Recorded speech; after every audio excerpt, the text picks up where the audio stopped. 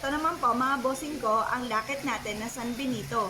Pili lamang po kayo kung ang gusto nyo ay silver or kaya po ay gold. Ito po mga bossing ko ay locket. Nabubuksan po ito mga bossing. Pwede kayong maglagay dito mga bossing ko ng picture ng inyo pong family para kayo po ay laging safe saan man po kayo naroroon. Pwede ka rin maglagay dito sa isang maliit na papel ng wishes kung ano man po yung nais ninyo. At ilaki po dito ang lahat ng picture ng miyembro ng inyo pong pamilya dito sa bilog na ito. At dito naman yung mga wishes mga bossing. Pwede ka rin na maglagay ng mga pampaswerte kagaya ng kapranggot na asin. Ganon din po ang ating dahon ng laurel at bawang. Ngayon po mga bossing, pamili lamang po kayo kung ano ang lakit na gusto po ninyo. May kasama po ito mga bossing ko ng panlagay sa wallet mga bossing. Pili po kayo kung ang gusto nyo po ay silver or kaya po ay gold. Pero lahat naman po yan ay maswerte mga bossing. Ngayon po mga bossing, bukod po dito ay meron din po tayo na susi naman mga bossing ko ng